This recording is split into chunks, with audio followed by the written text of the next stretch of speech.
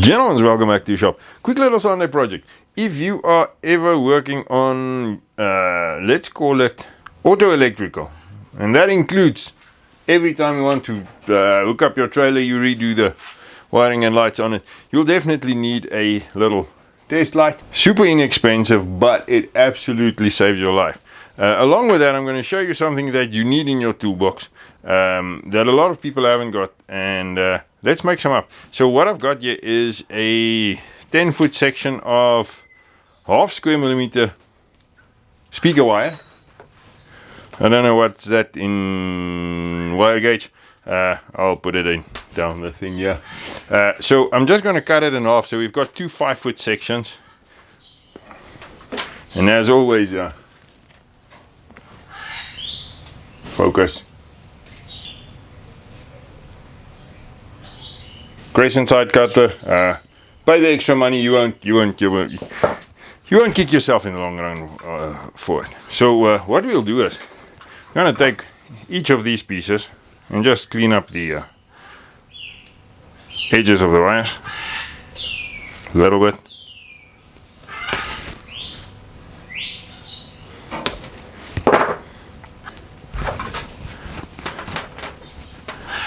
And then we are going to solder on these little alligator clips.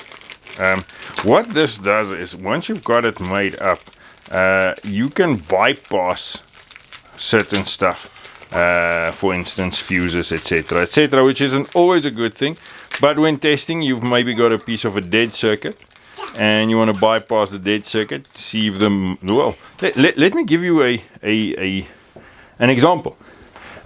The lightning got onto your gate motor, and now you want to check if it's the gate motor or the controller. Now, if the controller is dead, so you can't get to the gate motor, but the gate motor might still be running, and you're only replacing the controller, but you need to test the motor itself. So now you can bypass the controller and see if the motor actually works. This is plain and simple. It's self-explanatory. Just always remember to put on the little alligator clips cover before you solder it on. Otherwise you're gonna redo it. Sorry, the little man's working with me in the shop today. Just gonna clamp it onto the file just to make it stand up straight. Let me see if I can zoom you in here a bit.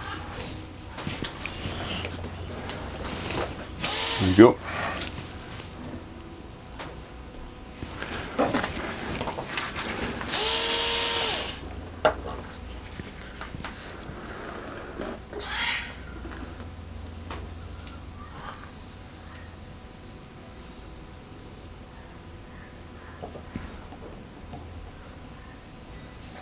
Mute. Lanky. Mute. There you go. Tumak. Zoveel in cirkelen, ja.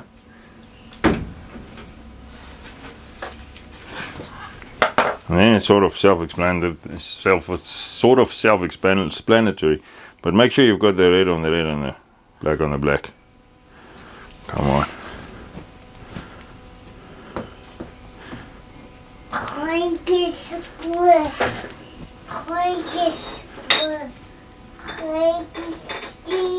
It's either marked on the speaker wire or there's a little funny piece of rubber thing inside. Either way. Now we just need to crimp down these little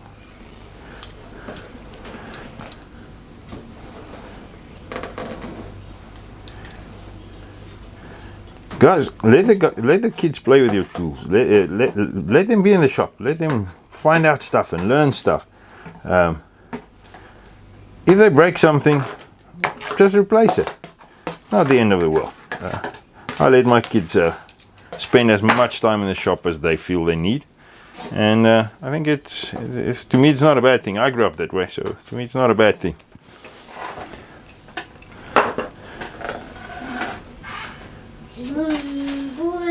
Well, Go.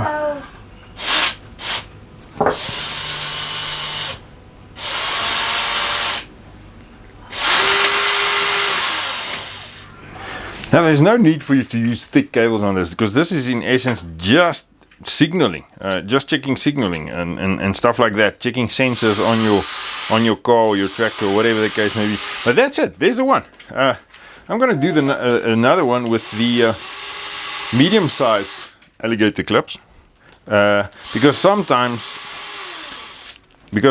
you can't get into a little connector. I'll show you. Sometimes when you want to check a sensor or something, you've got a connector that's shielded and you can't get it in there, so the big ones, they can get in a bit deeper.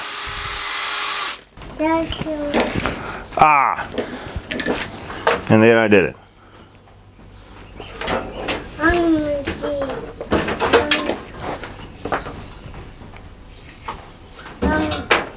Probably wouldn't be right if I hadn't messed up one. Just a little safety note. This is for working on automotive stuff, 12 volt, 24 volt circuits. This is not meant for a 240 or 110 AC circuits. You will electrocute yourself. So just think what you're busy with. Once again, your best tool sits between your ears.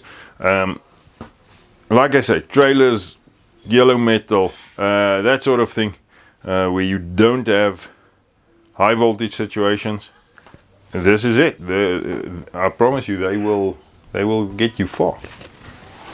Nonetheless, let's go and show you why I made up one with the medium clips.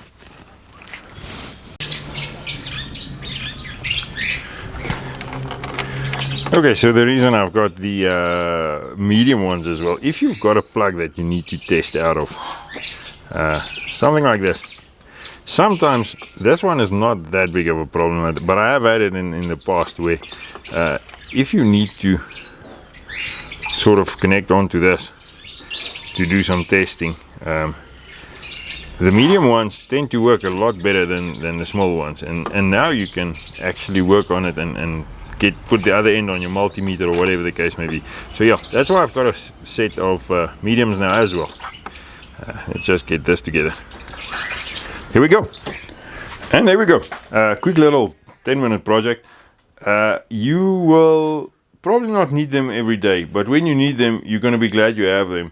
So I'd suggest just make them up. They're costing cents. I mean, this is really the clips and wire is like really cents. But nonetheless, make a couple of sets. You can buy them ready-made as well, but normally they're short, so I tend to have them about 4 to 5 foot long. It just makes that you can bypass something a little bit easier, and if you're working on something, you've got a plug on the one end and something else on the other end. You don't have to really be that close to each other. Like I said, this is not heavy duty. It's not going to draw a lot of amps. If you see sparks, pull it off. Just think what you're doing. Because this is like signal wire, getting a globe to come on or not, or sensor to bypass or not, something like that. I propose make yourself up at least 2 sets and chuck them in the bottom of the toolbox. If you're out working on kit or trailers or whatever the case may be, like I said, a little test lamp goes a long way, but this stretches the test lamp even further. So with that, I'm going to call it and say thank you very much, everyone. If you made it thus far, thanks for watching. This is a quick little Sunday project, and please rate, comment, subscribe, and as always, stay safe.